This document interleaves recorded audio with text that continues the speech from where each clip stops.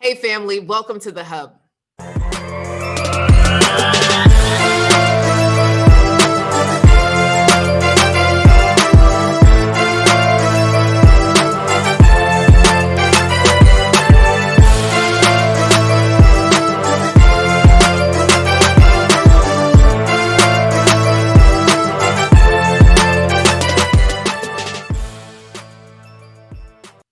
Today, I have Joseph and Paris. So excited to have them. Joseph started an amazing app called Real Black Love. We'll get into that a little bit later. But first, welcome Joseph and Paris.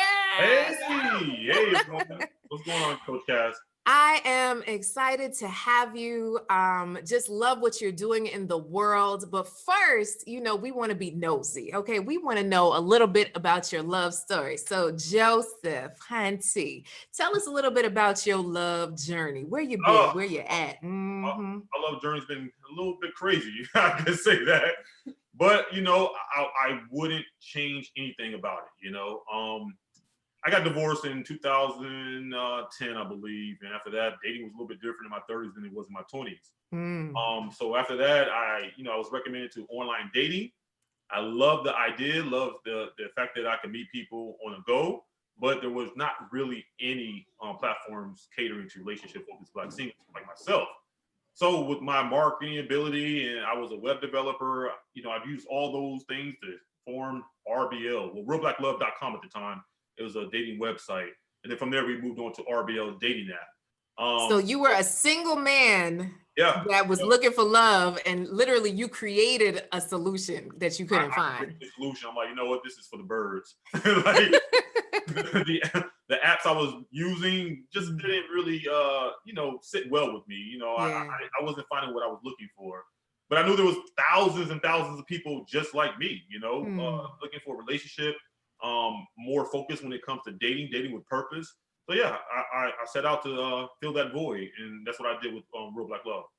Okay, so Paris, where were you? Tell us a little bit about your journey with love. I had a similar introduction into online dating. I got married very young, had kids very young, stayed in that relationship for 9 years, and it ended, and I was devastated. I was trying to figure out, one, how to be a single mom.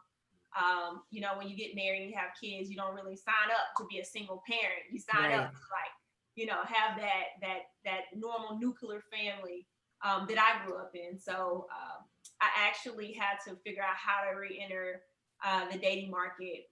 When I first decided to re-enter the dating market, it was, of course, with some of the popular mainstream apps. And it was terrible. It was a terrible experience. It was like, no matter which one I tried, it was just like the same terrible experience. Oh no. And then, for a couple years, I was just like, bump this, I'm out. I went through the same heartbreak that a lot of women go through, where they have the app, they get on it, and then they're like, no, I don't want to do this, and they delete it again. So it's like, I feel like a lot of people go through the same thing, where they're like, I'm gonna give it a try, and they get on there and they meet a terrible person. It's like, oh my God, why did I do that? Of course, it's not the app's fault technically. Right. What you choose, a part of it is you and where you go, and then how you select as well. So I actually really did take a break because I really wasn't finding what I was looking for and the type of men that I would match with. I eventually decided to try online dating again because I got spooked with the whole COVID thing very early, because our relationship is still new. Well, newish. I'll give it newish. At the beginning of COVID, that's when we met. My butt was like freaking out in December of last year, 2020, right? So I was like, man, there's just something that's going on. It's like a plague. I took it way serious, and I decided to try online dating again, and jumped on RBL, and that was an app that I hadn't tried before. And I was like, oh my gosh, this is cool. If you pull up in the App Store Black dating, his stuff pops to the top of it. I had no idea when I created a profile and got on there I was going to be talking to the founder of the right? He kind of hit that a little bit, going in. Just a little bit. So it was a really cool experience. Right. So at the beginning of the pandemic, like I was in the same boat she was. I had like 30 gallons of water. I was prepping, A freezer. Yeah. But but I was getting lonely, you know. Single Mm. man. I had my son every now and then on the weekends, and such a, you know, it was just me. So, Right. you know, I was like, you know what, let me get back out there on these apps. You know, I didn't just try RBL, but it so happened that I did meet Paris on RBL. She signed up within 36 hours. I was on it for maybe 3 months, and we connected. Yeah. So do you guys even remember what intrigued you about each other's profiles? Do you remember? I do. Oh, snap. Most of Joseph's pictures he was in a suit. Oh. And Joseph was real suave. Like, I was like, Mhm. oh gosh, he got swaggy. Look at him in the car. He's posing a little bit. I was like, he's just real suave. I remember the picture in the car. I think he was trapping away. He had a little trap picture in there. I call like thirst trap? Thirst trap picture. Oh, He had a little wow. thirst trap. And I was like, okay, I'm gonna match with him. He seems Oh, about snap. business. He seems serious. Right. So her profile really jumped out. You know, her smile. I love her Mhm. smile. I love the fact that, you know, she's talked about her sons being the number one thing in her life, and a couple other things I can't remember off the top of my head, but we did have in common. So yeah, I reached out to her to say hello, and she wrote back. So I'm happy that happened. This is so beautiful. So I'm hoping that everyone listening and watching is keeping hope alive. Listen to me. Joseph was on there for 3 months, right? Just 3 months. And Paris, listen, she had deleted the app, got back on apps, and found the right app. Hello. And then within 3 days, her love life rose again. Yeah. And ever since we got first connected, we've been together like every day. It happened like that. Like Every Wow. day we've been together since Yeah. then. So it's been So pretty is it one of those like when you know, you know? Yeah. Yeah. I mean, it wasn't perfect starting out. You know, Right. she's a little younger than I am. Uh-huh. Just a little younger. So it was different dating someone that much younger than me, because I normally date someone probably older than me. You know, I didn't really seriously date anyone that much older than me, but you know, I decided to give it a try. I was like, you know, let's be open. Let's Yeah. date people. You know, let's not try to focus on a number. Yeah. I understand, like, when you start getting 20, 30, 40 years, it actually is a huge difference in the dynamic of the way people are brought up. Right. But let me actually try to get into more of the character and interpersonal skills, which that's where I was at, you know, coming to anyway, as far as being in my early 30s and trying to figure out what I really wanted. Right. And I had really gotten good at that when I met him. So This is so good. Y'all are such a beautiful couple. So I know this is on the spot, but since you are now officially in the dating business, right? The both of you together, what would you say are some of the top things that you tell women specifically to do when they're getting on a dating app? Is there any tips that you have for these ladies listening in? which one do you want first?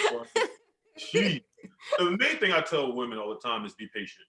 You know, I hear all the time, you know, it ain't work for me. Well, how long did you use the app? I was on it a couple of days. Well, you didn't give it enough time. Right. You know, you could literally get off the app and then your husband would join the next day and you just missed out on your blessing, you know. So what I tell women is to basically position yourself, make yourself available, and also your profile. Show who you are and show who you're looking for. And be positive on the dating apps. You Can't say I don't want this and don't talk to me if you don't have that. And they will lead with that. Right. They will lead with that. So I tell people, like, why would you want to be attracted to negative energy? Right. You know, men look for positive women. That's the main thing. We're looking for positive women because we want to bring that in our lives, especially men that are out here doing big things and trying to improve life for their family and such, you know. But be positive because that's what people are attracted to. I would say be yourself. Be you. Be yourself. Don't get on these apps being someone else.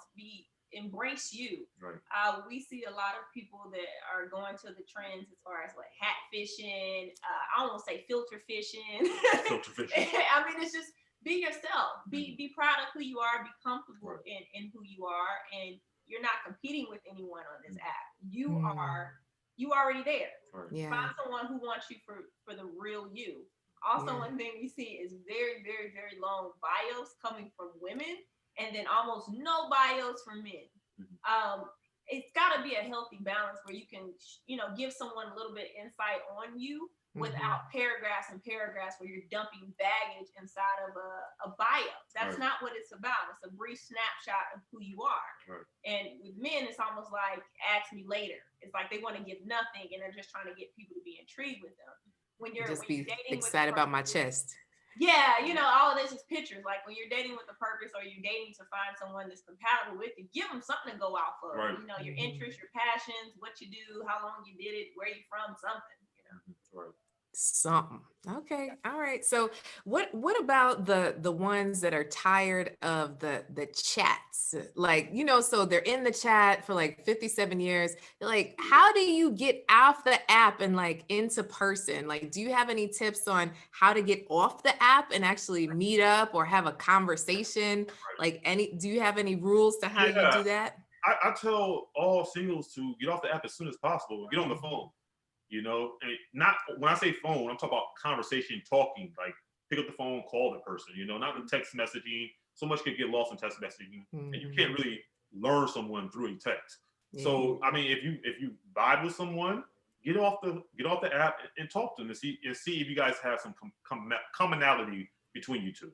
Well, I think once you let it go on way too long, like you guys have been on the app for like 3, 4, 5 weeks, and then it starts turning into months, that becomes your normal, right? So me and Joseph, we got off of the app pretty quickly. Very quickly. Yeah. I asked for a number that night. Like, hey, let me get your number. Let's have a conversation. And then started like having conversations and communicating and then FaceTime. And then it was just like, hey, let's meet up. And even our dates was different because of COVID. But I'm kind of glad that COVID happened in a weird way. Because it allowed us to change. It allowed me to change the date instead of being more standoffish, like, oh my God, we can't link up, don't come to my house. It's almost like let the guard down. You got to see the real me so much quicker, which allowed us to build a bond. So Oh, wow. Okay. So, all right. My next question was for the women that are anti-sliding in the DMs. It's like, oh, but isn't the guy supposed to message me? So they're like waiting with their picture.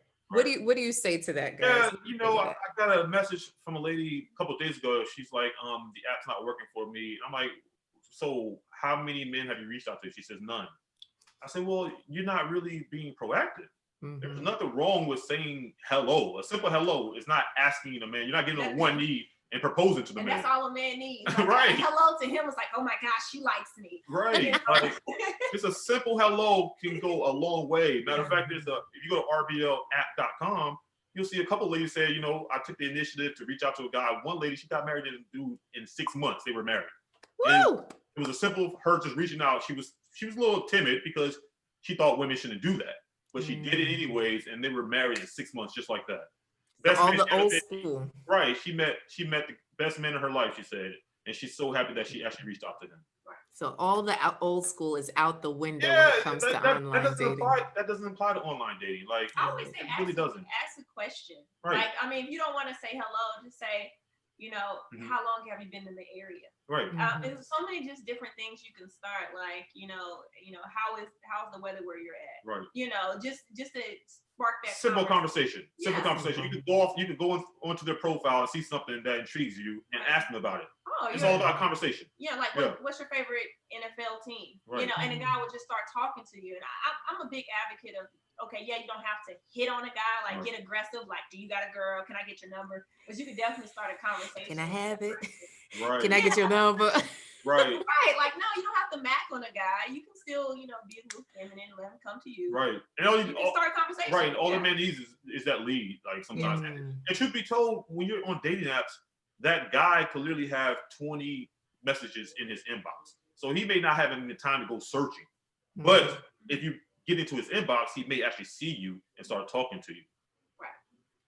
I love all of this. Oh my goodness. So here you were, both two single people. You were fed up with the apps, so you created one. You were fed up with the apps until you got on this one. You met each other, quarantine, COVID craziness, and you're still together. Like, this is beautiful. So for those people that are like, what? Dating during COVID? So what were some of the first dates that you guys went on during this COVID season?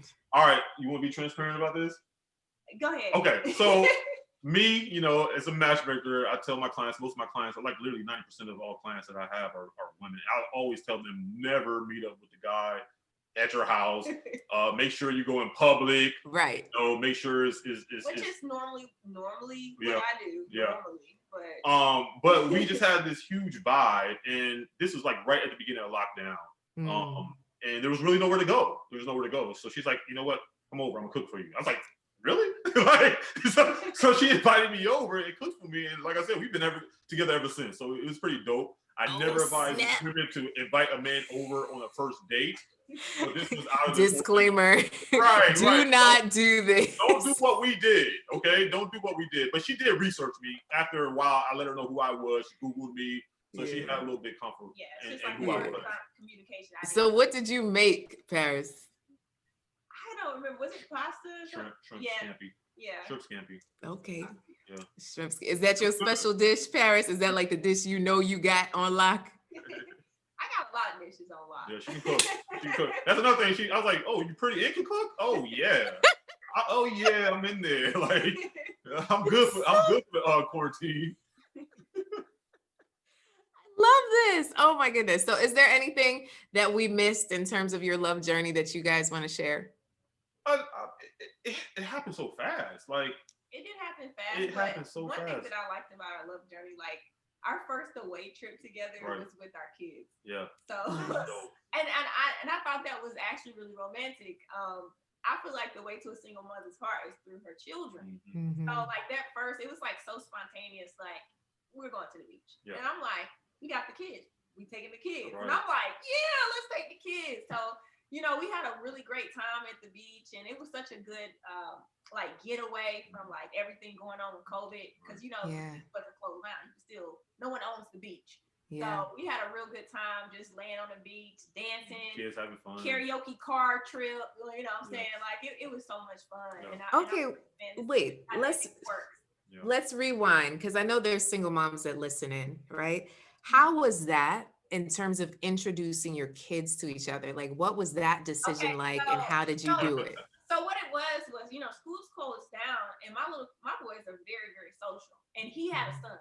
So worst case scenario, it would have been mommy's friend with a son, playmate, play dinner date. That's kind of how it was. It was just like, this is mommy's friend, and he has a friend for you guys, because I go recruit friends for my kids all the time. So you know, first it just started off as like, you know, this is mommy's friend, and now you have a new friend, right? And and they started to interact and play and get along really well. So man, it just turned out so good. It's like, oh my God, they get along well. Like, you can just stay because they don't have school, and they're loving this because they don't have any friends, and now they got friends. So I mean, it actually just worked, and I think that's one of the great things about dating, being a single parent and dating another guy that is a single parent. Like they get it, and that's one thing that attracted to me to him, like, because he was such a good father. Like, you're good to your son, you can be good to my kids. Like, it's a great thing. Yeah.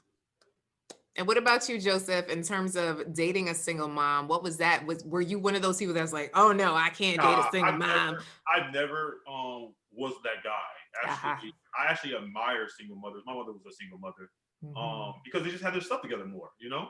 They're not, I'm not saying that women that don't have children don't have their stuff together, but a single mother is forced to have her stuff together. If you understand what I'm saying. So they're you know, they're nurturing, they're usually nurturing. You know, they're about their business. They're focused. You know, just there's a lot of things about a single mother that I admire. And truth be told, I was really looking to date a single mother because I wanted a family. I'm not even sure if I want more kids. So if a lady comes with kids, that's like perfect. Like, my son has someone to play with, and such, and they're both around the same age. Her son and my son, they're like literally the same age. So it is like a perfect, it's just perfect. Like, meshed really well. The blend fit, the blended family fit very well. Oh, the next series by Paris and Joseph, The Blend Fit. There we go. I love it. Oh my goodness. All right. So do you guys have any question? Do you got a question for me? Anything that you want to ask me? Yeah, go ahead, Paris. I You've been married for a while. Give us some secrets. You know, we're not married yet, but we're trending that way. Trending. I like the trend. The trend. Yes. A hard trend. A hard It's trend. a hard trend. A Right. hard trend. We discussed it. Yeah.